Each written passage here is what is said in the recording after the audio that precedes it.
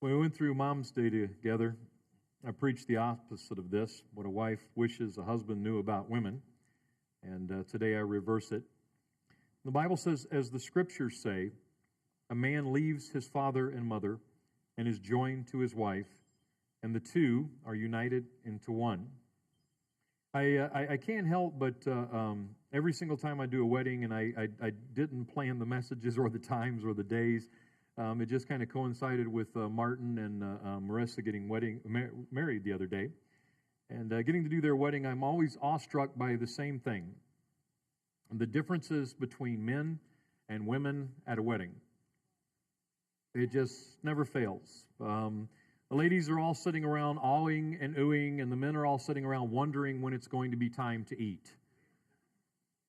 And then the worst time of the night comes when it's time to dance. And you see it coming. All of the women are wanting to dance. It's itching up on them. They're all excited. And all of the men are scared to death that they're going to have to get their groove on. And since they lost their groove about 20 years ago, they have no idea what they're doing. Invariably, someone plays a fast song. All the men go and sit down. There's always a whole bunch of ladies on the dance floor, and me, and Zach. And we have a lot of fun until a slow song comes on. The instant the slow song comes on, all the guys get up and, okay, they're ready to dance now. And so you watch these women that are begging them, particularly Ron Woody, to actually maybe get up and dance. Figure it out. Somewhere in there, men and women are different. When a group of 3rd and 4th graders were asked by their school teacher what was the difference between Mother's Day and Father's Day, after a moment of pondering, one of the little boys raised his hand and said, well, I think they're just about the same, except you don't have to spend as much money for Dad as you do for Mom. And in my mind, I was like, this little guy's got it figured out. The frustration of the difference between men and women is apparent in a lot of joking. And we're good at that, about teasing about men and the failings of what we are as hubbies. I think if the world was ruled by women, most women would require that all men would have to take a battery of classes before they were allowed to get married. One of the first classes would be called How Not to Act Younger Than Your Children. The second class would be called PMS, Learning When to Keep Your Big Mouth Shut. The third class would be called Parenting.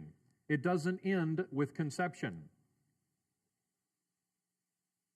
Fourth class, the garbage, getting it to the curb. Fifth class, the remote control, overcoming your dependency. And the final class would be called the toilet seat. What goes up should come down. We are different. Getting that figured out will change your marriage. And for those of you contemplating getting married, getting that figured out will change the marriage that you're going to have in the future. We are so different. In the same way, you husbands must give honor to your wives. Treat your wife with understanding as you live together. She may be weaker than you are, but she is an equal partner or your equal partner in God's gift of new life. Again, dealing with this verse, it is simply saying that she does not have to come to you to meet Jesus, that she is allowed to have an open and honest relationship with him without involving either her father or her husband. We as men are to treat her a certain way so that our prayers would not be hindered. And again, most people take that verse and want to put it in some context of saying that if you treat your wife right, then your prayers will be fine. And yet the Greek there is really trying to say that a man who's living a life that he's supposed to be living will be able to get with his wife and not have a problem praying with her, being able to come to a holy God and being able to talk to him in front of his wife and be with her in that situation and be comfortable doing it. One of the challenges in preaching what I'm going to preach today is I have to be fair in dealing with what I would call tough critics. There are many thinkers in our society, and if you will allow me, most of them are women. Women spend a lot of time contemplating why this, why that, why does my husband act the way he acts? From a woman's perspective, why can't he be more like me? And the problem is that there's two foundational things that we have messed up. I didn't put these in your notes. You write them wherever you want them. The problem with one of the first foundational things is do we actually believe in God? I just spent a whole week in an apologetics conference. An apologetics conference where they are trying to teach the body, the church, to go back and learn how to have open, honest, and frank discussions with atheists, agnostics, Hindus, Muslims, Buddhists, and even people that call themselves Christians. Because every one of you sitting in this room will have to admit with me that there are a whole bunch of people who say that they believe in God, but that God that they say they believe in has never affected their life whatsoever. To say the things I'm going to say comes from the assumption that I believe that God is real. He's not some academic thought process. He's not some thing out there that we've made up. I believe there is an actual, real God. Your atheist will look at you and say, I'm sorry, there are no fossil findings for me to agree with to believe that there's a God. Yeah, right. Like you're going to find his bones. He said, to look on me is to bring death. So you can't do that. Accepting God is a life of faith. And believing that he is real affects your life if you believe he's real. The second issue that we have to deal with today is, are you teachable? Are you teachable? Again, it's not in your notes. It's just, are you teachable? And for those of you that have been involved in particularly church life all your life, you've ever noticed how people, the older they get, the more they think they know? And you ever notice that certain individuals, as they live in their arrogance, they don't think that they can be taught anything? These things clash together when you do things like church softball. How many of you have ever played softball in church? Have you ever noticed how many know-it-alls there are in softball? Particularly when you're a coach and you're trying to explain something to someone and they think they know it already. Basketball. Trying being a coach in church basketball and tell somebody that they need to do something different than what they're doing it. Choir, the band. For those of you who've ever been in a church choir or a church band, and the poor director is trying to explain something to someone that they need to do different, it doesn't matter that that person has a master's degree and can sing opera in 5 different languages. The other person who's had no training thinks that they know what needs to be done, so they push and fight and war and fight, because most of us are not teachable. So I'm going to ask you as a pastor in this pulpit, are you teachable? Or do you live in that world of the arrogance of I know everything and you can't tell me anything? Because if you do, the things that I'm going to say today, you're going to have a hard time swallowing. And all I can say to you with love in my heart is how's it working for you?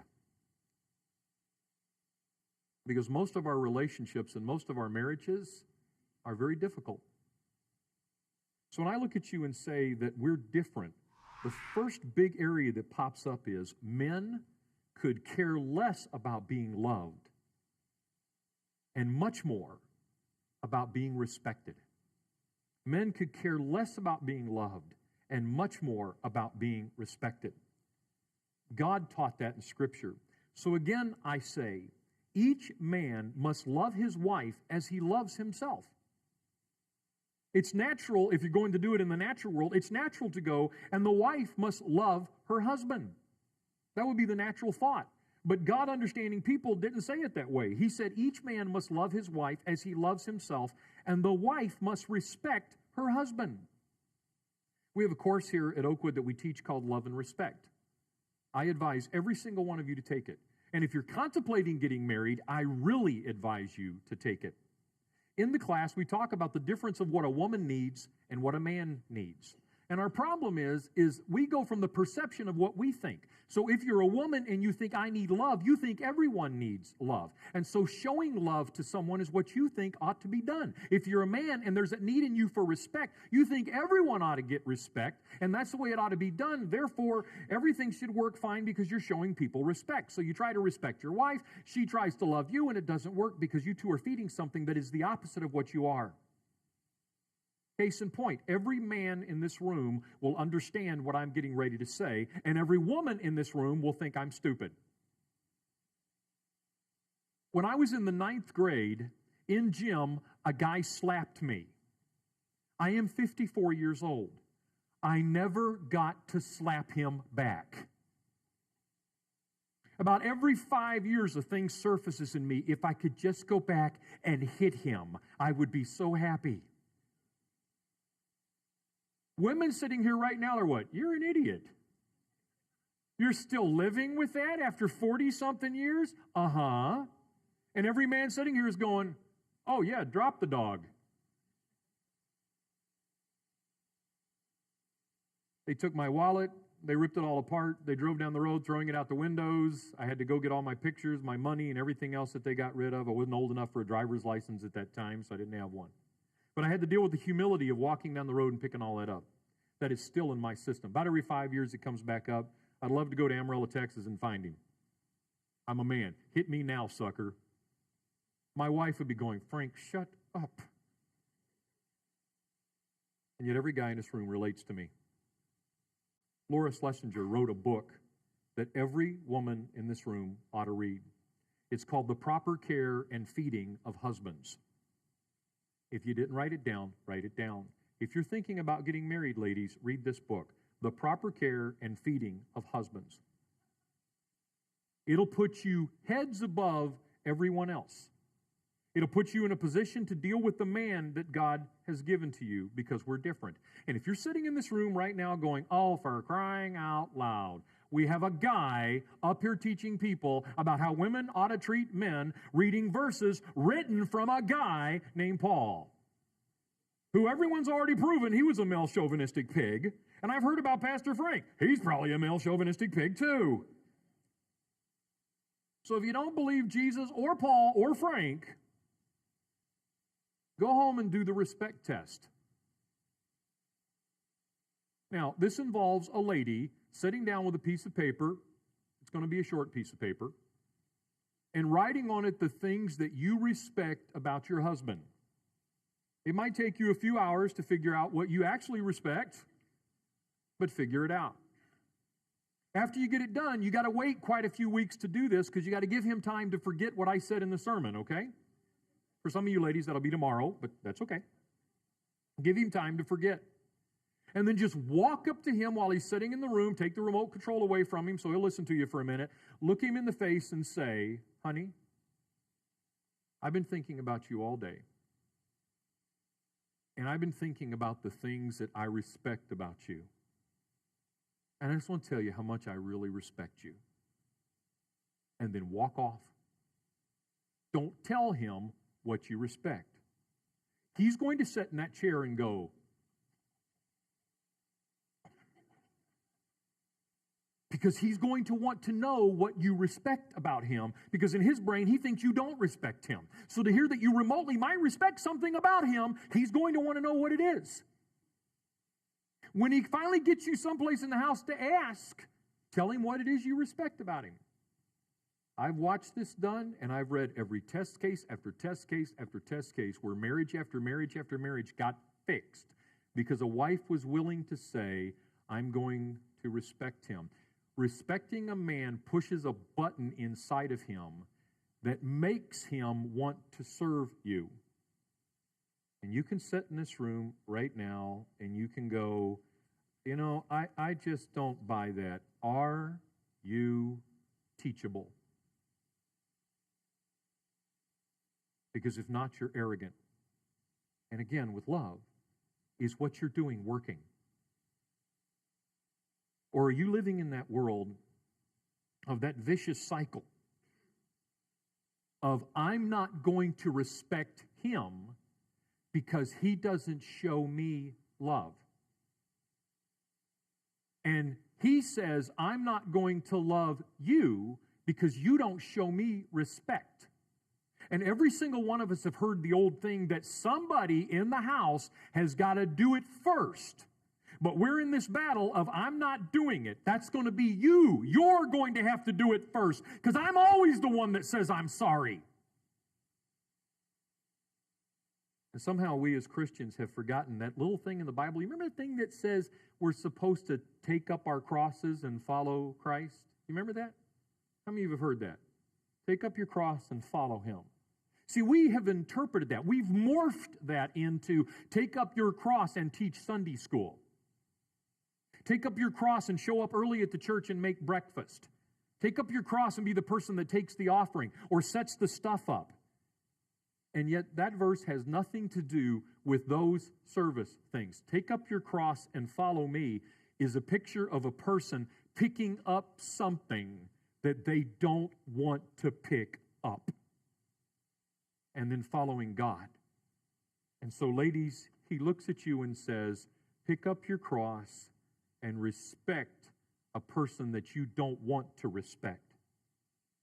And guys, pick up your cross and love a person that you don't want to love. Men, because of what's inside of us, feel every word you say. You notice I didn't say they hear every word you say. I said they feel every word you say. How many of you have raised dogs? I'm not trying to say your husband is a dog, but how many of you have raised dogs? Have you ever noticed that you can walk up to your dog and go, oh, I'm just going to cut your head off? And your dog goes, but you can open the door and go, get your beautiful, ugly, no good butt in the house. Your dog comes in like this. Hubbies are the same way. I told my wife when I married her, every single thing that comes out of your mouth affects my life. Everything. Put me down, badmouth me. I'm a man. It doesn't take anyone with any brains to find something I'm doing wrong. Right, guys? Okay, this is not rocket science. You examine any guy for a few minutes, you'll find something he's doing wrong. But you badmouth me, you put me down, and you keep doing that, you will not get what you want. You will not guilt me into being good. You will not push me into acting like you want me to act. All you'll do is push me deeper into a hole of I'm not worth anything. Men feel every word you say. We have a hard time with relationships. Relationships is trying to let someone into our life to open up our heart to hear the things that are being said and to see what's inside of us. You ladies don't have a problem with that. We as guys do. In fact, we as men deal more with the facts that are inside of a box than we do with anything. You want some proof of that? How many of you know how many feet of hair a normal man grows in a lifetime? 25 feet. And for those of you that have gone bald, you're already not growing it anymore. Average man grows 25 feet of hair in a lifetime. Ask your husband that question 2 weeks from now, he'll still know the answer. 60% of a man's body weight is water, and he sweats off a half a gallon of it a day. Almost every animal on the planet can outrun a man, but a man can outdistance and continue to run way past any animal on the planet. Average man consumes 2,400 calories per day. If you measure that in gasoline, we get 900 miles per gallon. And most of your husbands run on gas anyway. Typical male is married and would marry the same woman all over again. He cries about once a month. That's a quarter of a time that women cry, and he usually tries to hide it. The average male drives 276 extra miles per year because he refuses to ask for, thank you. I don't know where they get these stats from. Like, what do you walk up to guys? How many extra miles do you drive every year? And the next one is the one that kills me. They say that the average male has a sexual thought every 7 seconds. Where did they get that from? They put a whole bunch of guys in a room and go, when you have a sexual thought, raise your hand.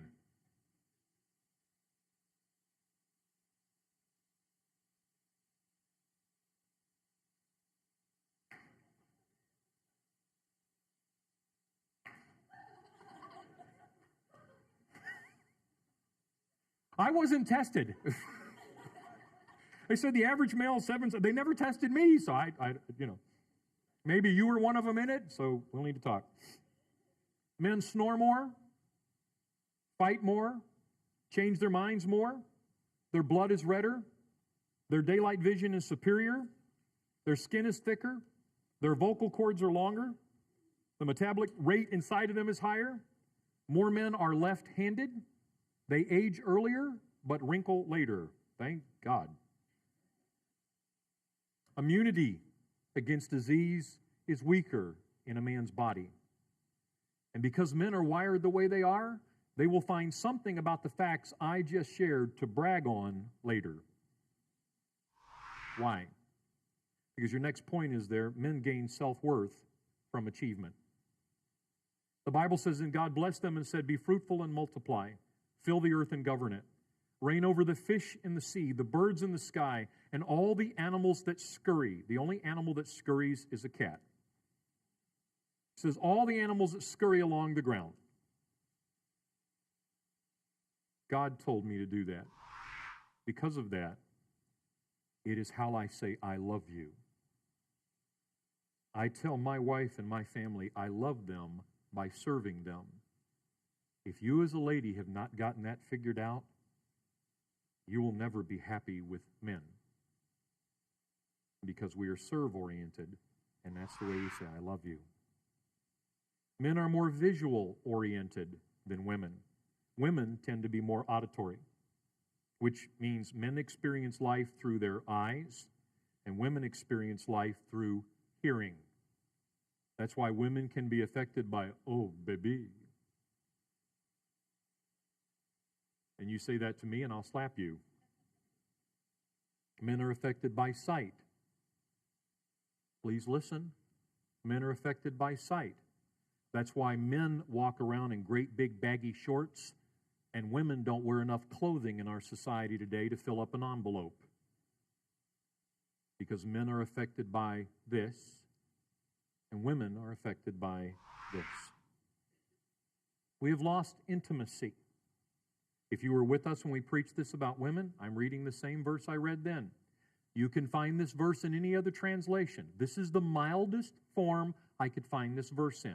This verse is talking about sex. All the other versions use what it's talking about and use the words. The husband should give his wife all that he owes her as his wife, and the wife should give her husband all that she owes him as her husband.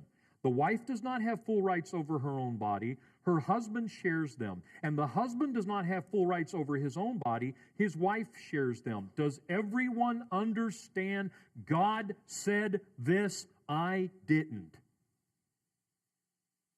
And yet the problem is we use sex as a weapon in our society. Until I get the love I want to get, I'm not doing that. Until I get the respect I want to get, I'm not doing that. This produces what's called the crazy cycle. I'm not doing what I'm supposed to be doing. You're not doing what you're supposed to be doing. I'm not taking care of your needs. You're not taking care of my needs. The world is sick of hearing, I have a headache. The real issue is, I have a headache means I don't love you. It's a battleground. Whether we like it or not, you have to deal with Scripture that God put in the Bible. I didn't put it there. Number 3, men have needs also. Love each other with genuine affection. It says genuine affection. And take delight in honoring each other. How many of you got to be at Martin and Marissa's wedding? I always love when a bride walks down the aisle. I think all women are beautiful, but for some reason a woman in a wedding dress is just beyond gorgeous. And she got up there and she's standing there and Martin was looking at her like he was going to eat her. And it's always that thing we do in weddings when we're all sitting there going, ah. And there is nothing that gets anyone more is when you come to the time that a groom or bride will turn around, in this case it was Martin, pick up a microphone. Jeremy went and picked up his guitar. Brandon started playing an instrument that was like a shaker thing for that beat. And Martin stood up in front of everyone and sang this song to Marissa. And everyone's their heart was in their throat. Why? Because he was honoring her. He said, in your life as Christians, you are supposed to love each other with genuine affection. Can we please take that each other and put husband or wife there? You're supposed to love each other with genuine affection. Not, I have to put up with you. Not, I have to tolerate you. Not, oh, well, we made vows for the rest of our life. That's the way it is. We got to do it. Take delight in honoring each other. Take delight in displaying each other, in looking at people and saying, she's the most important thing in the world to me. He's the most important thing in the world to me. And about these things, never be lazy, but work hard and serve the Lord enthusiastically.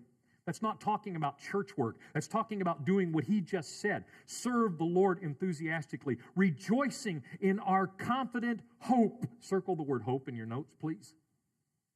Rejoicing in our confident hope. The word hope is a word that is lost in our society. It's lost because people don't have hope anymore. They've bought the belief that what atheists and agnostics teach, we're born, we live, we die, we're screwed, it's over, nothing good is ever going to come of it, there's no point in doing anything, you're done. And if you sit here for 1 minute and go, well, are you really sure it's like that? Hey guys, 70% of the world, not just the United States of America, believes that there is no absolute truth. If there's no absolute truth, then when you as a Christian try to share, and God said in his Bible such and such, your Bible's irrelevant because there's no absolute truth. Therefore, there's no hope. Hope. How many of you know for sure when you die you're going to spend eternity in heaven? Doesn't that make life bearable? Wouldn't it be depressing if this was it? Wouldn't it be depressing if this is all that ever happened? You were born, you lived, and some of you, your lives are pathetic. And I'm not the one that said that. You say that. I'm depressed about what? My life sucks. Hope. Hope rooted, please listen to this. Hope rooted in the great God, the one who's the creator. It's anchored in his character, his ways, his promises. It depends on his faithfulness, his goodness to fulfill everything that he's promised. I know I will spend eternity in heaven because of what God did for me, not because I made up some religious thing. Because of that hope, be patient in trouble and keep on praying. When God's people are in need, when your husband's in need, when your wife is in need, be ready to help them. Why? Because of hope. Always be eager to practice hospitality. Why? Because of hope. We live in a world without hope. How many of you are movie watchers? Let me watch movies. Come on, all of us are like that. Are any of you old enough to remember when the world was married to the printed page? Are any of you old enough to remember when everyone read all the same books? Tale of Two Cities. We read all these things. Now young kids are going, yeah, I watched the movie Tale of Two Cities. Yeah. Lord of the Rings. How many of you read Lord of the Rings? The Hobbit? Except for 1 year from the time I was 19 to this year, I have read The Lord of the Rings and The Hobbit every year of my life. It's a classic. And yet I know all kind of people sitting here that never read. You watch movies. The problems with movies is, listen, the Christian community walked out of the square of art years and years and years ago. And so all of art, movies, pictures, everything, all of that is dictated by a world that doesn't know God. And if you're not up on movies, not just the movies themselves, but the guys that are producing them, you have no idea what's coming. But what's coming kind of falls in the same line as the movie Gray. How many of you saw the movie Gray? Raise your hand if you saw it. Cool. Only a few of us saw that movie. And yet that movie is the great depiction of atheism. And if you read anything about that movie and other movies, it's what is coming over the next 5 years, that all movies are going to more and more be made like that movie. Of a plane crashing, and for some of you go, oh, don't ruin the movie for me. Fine, you're not going to want to watch it anyway. Of a plane crashing, you saw it. And 7 survivors were left, and they crashed in Alaska. They were leaving the pipeline where they were working, and they were going back home, but they crashed. 7 of them survived, and 7 of them survived in an area that wolves were everywhere. So the whole movie is about them trying to get away from the plane. One of the guys got eaten before they got away from the plane. And then just person after person after person being killed. For those of you that watch movies like I normally do, by the time we get to the end of the movie, we're hoping for something good to happen, correct? We want a good ending. So the whole time I'm watching the movie, I'm waiting for the Marines to show up. Person after person's being eaten, and I'm waiting any moment for, guys to come over the hill because they kept teasing you with this little beacon this one guy had found, and so they kept thinking that somebody was going to come, and I'm just waiting any minute for the guys to show up. Wolves going everywhere. Person by person is killed. And when we get down to the last two people, the last guy, as they're running from the wolves, gets caught in the water, his foot gets caught under something, and the star of the movie, doesn't matter what he does, can't get him out of there, and he drowns. And then he leans against a rock after it's all over, after losing the last person that's with him. And leaning against that rock, he looks up into heaven and he says to God, he said, "If you're there, will you please help me?" And no answer comes. And he puts his head down and he says, "Well, then I guess I got to do it myself." You got the message that's being taught? He told him the whole time in the movie, if you're within so much distance of the wolf's den, they will eat you alive. Swimming across the water, one of the last places he was hoping to get help from, he swims across the water, he puts his arms up on the bank, and he looks up, and there are bones everywhere. And he has walked right into the wolf's den. There are wolves everywhere. He starts pulling out all the wallets that they collected from everyone that was killed and starts piling them up. After he gets them all piled up, the alpha wolf comes over a hill, and they make eye contact, and that his eyes, the wolf's eyes, his eyes, the wolf's eyes begin to go back and forth. He reaches into his coat pocket and pulls out 3 small bottles of alcohol, puts the ends of the bottles, the necks of the bottles in his fingers, tapes up his hand, breaks them against the rock, so he now has 3 nice pieces of glass sticking out as a weapon, takes the butcher knife that he collected from a person that's now dead, tapes that in his hand, and looks into the face of the wolf. All the time I'm waiting for the Marines to show up. Looking into the face of the wolf, you see him as he drops down and gets ready to go into battle, and you see the wolf going.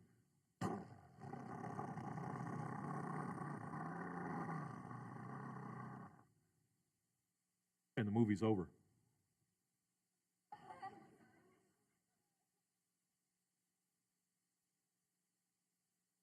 Done. And you're sitting there going, "Ah!" I appreciated JD, one of the guys that goes to our church, was in the service last night. He said, I kept putting in the DVD and pulling it out and putting it in and pulling it out, going, they had to have made a mistake. Isn't there an alternate ending? And if you understand what's going on, the movie is saying there's no hope. You're all doomed. You're all going to die. It's all a mess. Nothing will ever work out. And it's all the movie's trying to say. It's trying to teach us a philosophy in life. You're here for no reason. No one's coming to save you. You are damned and on your way to nothing. If you buy that, if you believe that, a movie like that, even though it's kind of disconcerting, a movie like that is like, well, that makes perfect sense. If you're like me, I don't watch movies for that reason. I watch movies because at least in my mind, he would have jammed the knife into the alpha male, hit him on the ground, ripped him apart, and then the other 20 wolves would have jumped on him and eaten him. I could have handled that. Any of you like that? I could have handled that. Took the bad dude down and stood up and said, now eat me. But there was point blank no hope. If you accept that in life, then everything that I'm talking about today about your marriage and your love and your life is completely irrelevant. And that's what Satan wants. He wants us to have no hope so we don't care about each other. So we don't sacrifice our life to give it and live it for others. Does that all make sense? If you accept the fact that there's a God, and if you accept the fact that He's real, and if you accept the fact that He has a purpose for you on this planet, then everything I'm saying makes sense. If it makes sense, then understand your husband has emotional needs. If all you do is love the lovable, do you expect a bonus? Anyone can do that. If all you do is love some husband that's the greatest guy in existence, he is so sweet and so nice and so understanding and so caring, anyone can do that. True love is, can you love the old fart you're married to? True love is can you love and care for that person when they're cantankerous, out of sorts, and in a bad mood, which for most people is 99% of the time. If you simply say hello to those who greet you, do you expect a medal? Any run-of-the-mill center does that. In a word, what I'm saying is grow up. You're kingdom subjects. You're the king's kids. You're not like the rest of the world. Live it. Live out your God-created identity. Be what God made you, not something else. Because the something else that the world wants you to be will never make you happy. And you and I have watched it all our lives. Movie star after movie star, great athlete after great athlete, put a gun in their mouth or a needle in their arm and end their life. Because even after they got the best you can get and the most you can get and the most sex, the most money, the most houses, they still died miserable. Never figuring out happiness is not in collecting. Happiness is in giving your life away.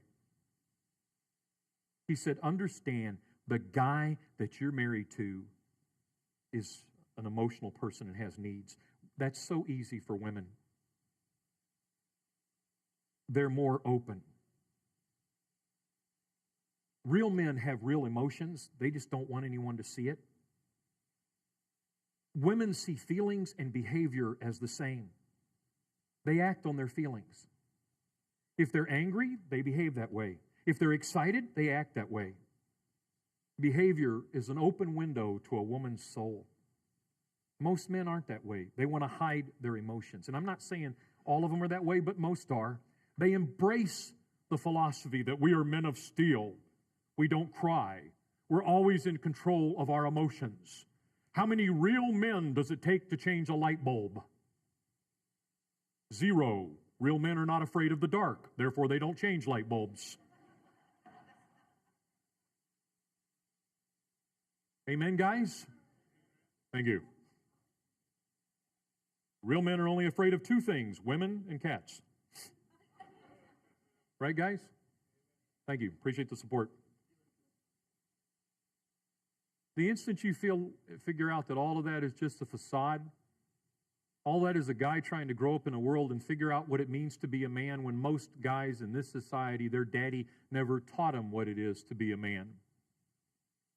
And most guys in this society growing up, if they yell or scream or holler, are branded as violent. And yet 99% of the men out there would never touch you. That would go against everything ingrained inside of them. But we take a bad rap for the 1% of the idiots that think beating a woman somehow makes them a man. If you feel beating a woman makes you a man, please leave me your name and your phone number. I have 10 or 15 women that would come over and beat you to show you what it's like to be a woman. We have emotional needs. We have a thing inside of us that needs to be touched and needs to be loved and needs to be ministered to. Number 2, we have relational needs. I love this verse. Worry weighs a person down. An encouraging word cheers a person up. Men like that also. Even though men don't live in the world of BFF, okay? Always amazing how women have all these best friends forever, which basically last only 1 week, and then they move on to their next best friend forever. Men don't have BFFs. Men make friends with a guy and see him once every 20 years, and they're still best buds. We're different than ladies. Dealing with that, you'll understand us. I tell people all the time, my best friend is my wife. I tell people all the time, I have a best friend named Ron. I don't make best friends easy, particularly the forever type. And yet everything that my best friends say affects my life. I told my wife when I married her early, young in our lives, that everything that came out of her mouth affected me. She would make me or destroy me. When I think of anything that's got to do with something precious, her face always comes to my mind. Always. Viktor Frankl was a Jew in Germany when he was ushered into a concentration camp. He wrote a book called Man's Search for Meaning. You ought to read it. Powerful book. Sharing time in a concentration camp, knowing that the railroad tracks that dropped him off just a mile down the road dropped his wife off and all the other ladies there. And one night, punishment from the German guards was that all of the Jews would walk around in a circle with next to no clothing on, carrying pickaxes to be ready to go to work in the morning, walking in snow that was that deep below freezing. One by one, they dropped dead, freezing to death. And in the middle of that, one of the Jews said out loud, "If our wives could only see us now." And someone else said, "I hope they're better off than we are." Victor said, looking at the sky as the stars were fading and the sun was coming up, and I could see that beautiful blue across everything, he said, my mind clung to my wife's image, imagining it with an uncanny acuteness. I heard her answering me. I saw her smile, her frank and encouraging look. Real or not, her look was more luminous than the sun which was beginning to rise. And in that moment, I understood how a man who has nothing left in this world may still know bliss, be it only for a brief moment in the contemplation of his beloved. Nothing could touch the strength of my love, my thoughts, and the image of my beautiful wife.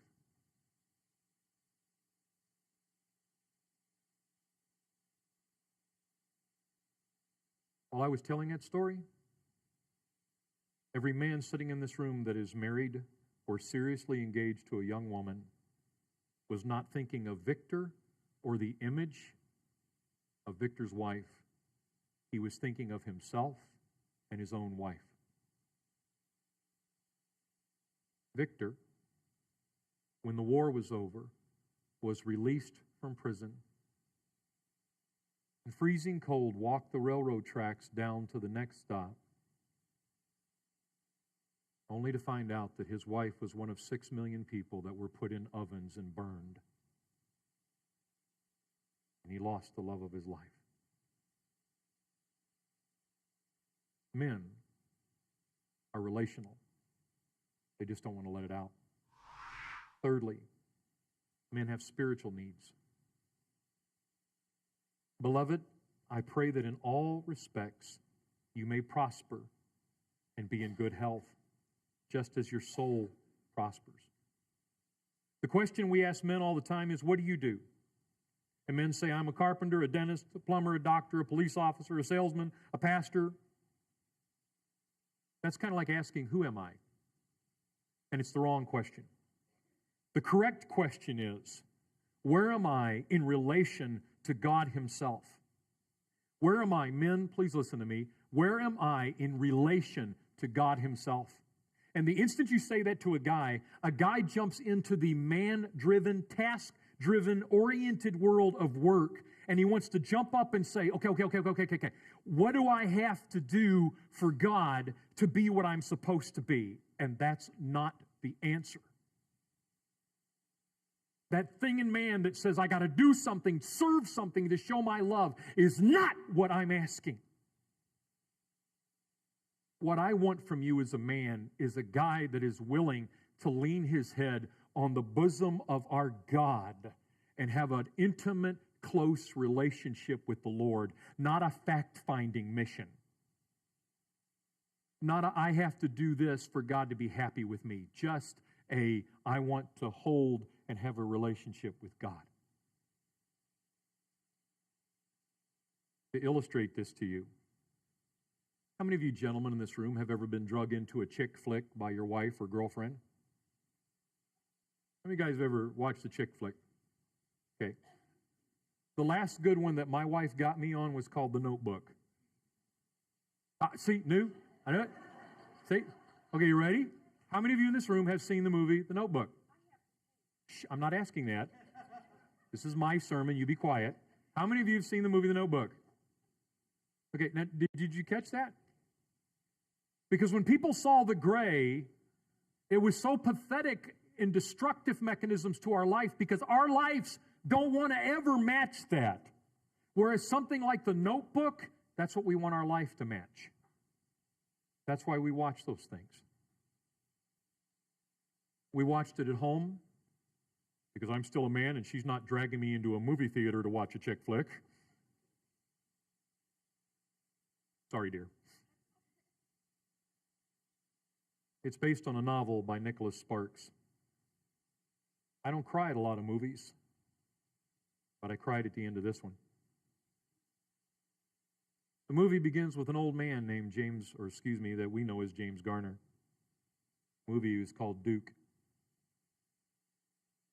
He enters the room of an elderly lady, played by Gina Rollins. She looks really confused and looks standoffish and looks like she wants to run. And the nurse comes to her and comforts her and says, no. He comes every day and reads to you. You have nothing to worry about. Everything is okay. Reassuring her, she sits and listens to this man named Duke read to her. It doesn't take us real long to surmise that she has dementia and that he's a really nice old guy volunteering his time to read to people. While he's reading, it goes from looking at them in the reading to the flashbacks of the story that he's telling. In the story that he's telling, the young lady is from an upper-class family. The man didn't have 2 dimes to rub together between his fingers. She's conveyed with all this sophistication and refinement. He's like a blue-collar guy. She's had the finest education. He was never tutored. Her mom and dad are controlling figures in the movie. His mother's dead, and his father's uninvolved in his life. He lives in the town where the story's being told. Her family is wealthy, therefore they're summering there. And the whole movie is about this young couple getting together and her parents trying to keep it from happening. At the end of the summer, when they go to separate, he looks at her and promises her, I will write you every day. Unfortunately, her mother heard him say that. And so for the whole rest of the time, every time letters come to the mailbox, mom runs out, goes through the mail, and gets his letter and never lets her read them. She assumes because she never gets any letters, he really didn't care. He assumes because she never wrote back, she didn't care.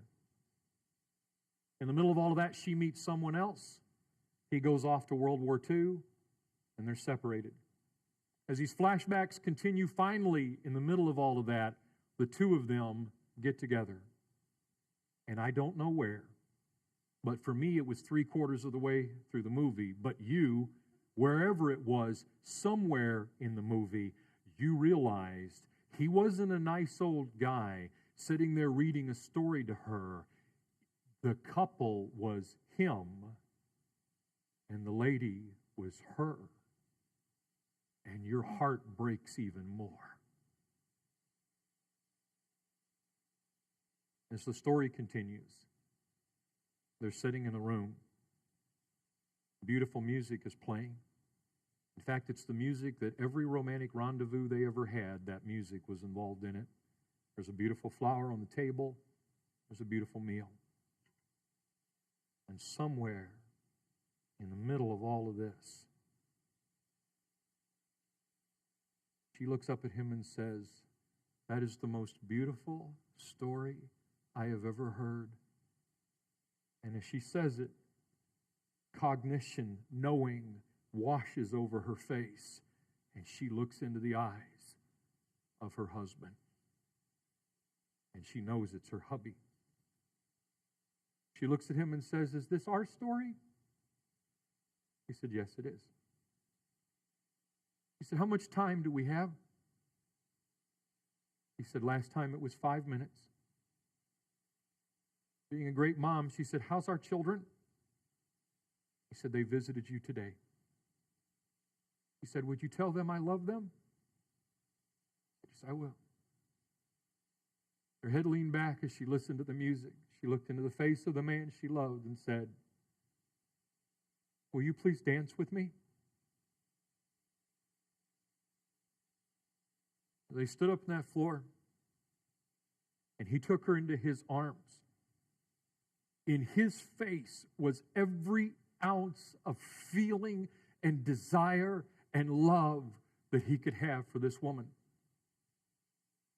And as quick as the cognition came, it left.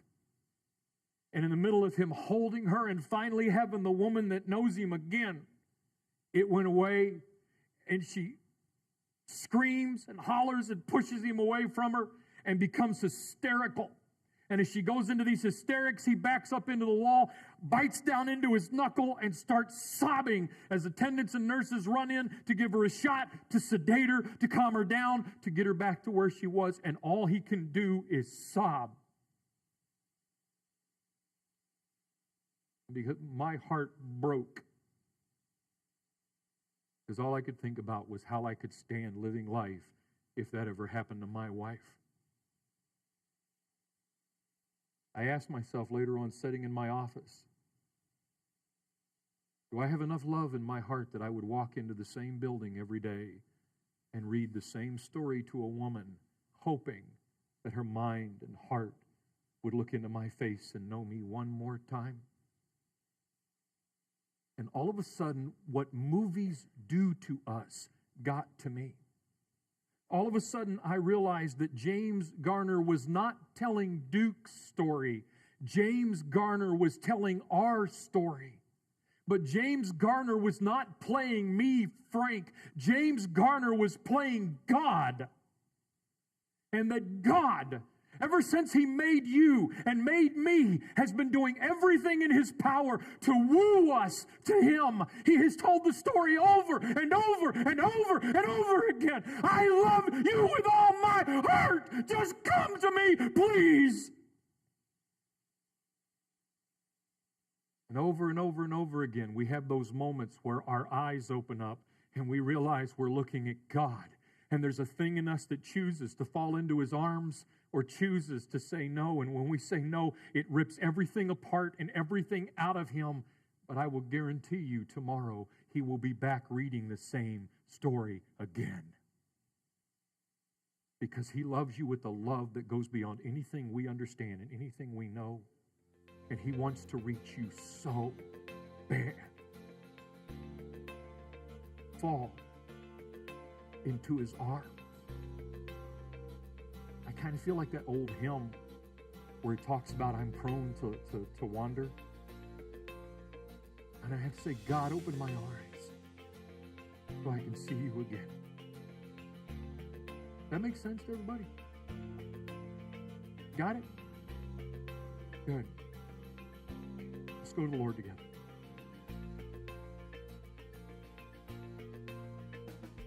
Father, thank you for bringing us into this room. God, I know that my whole life you have been wooing me, and calling me, and trying to get to me. My whole life you have been trying to touch me. Father, I as a person want to open my life to you 100%. I tell you how much I love you and care for you, how much I adore you. With all my heart, Father, I stand in front of people and I say that I want to be one of those that everything you did for me reached me. God, help us as men to love our wives. Help us as wives to respect our husbands, to care for each other and minister to each other's needs. But God, more than anything, each person sitting in this room needs to know you. Father, for those of us that have a relationship with you, we thank you for that. But for some of us sitting in this room that have never met you, God, use this time in our lives. If you said, listen to everything I've said this morning, and there's a part of you that says, I need God, I need the Lord in my life, then right where you're sitting, just inside, just pray this prayer. It's real simple. Just say, God, I believe in you. I believe you're real. Please come into my life and change my life. I believe you died for me. I believe you were buried. And I believe you rose again. And I make you my Lord today. Thank you. He said in his scripture, if you call on his name, you come into your life and change it forever. I'm not going to ask you to get up and come forward. I'd just like to ask you, if you prayed that prayer and you meant business with it, you were sincere, not worried about what anyone else is doing, would you just look up here at me? Thank you. Thank you. Thank you. Amen. Thank you. That's so awesome. Thank you. That's between you, me, and God, no one else. You'll be in my prayers from this day forth. God, thank you for what you did in people's lives. And God, as they take their life and say, I believe, and turn it over to you, I know you're going to work a work in their life and change their life. Begin that this moment. We love you so much. We ask this in your holy, precious, and awesome name, Jesus. Amen. Amen.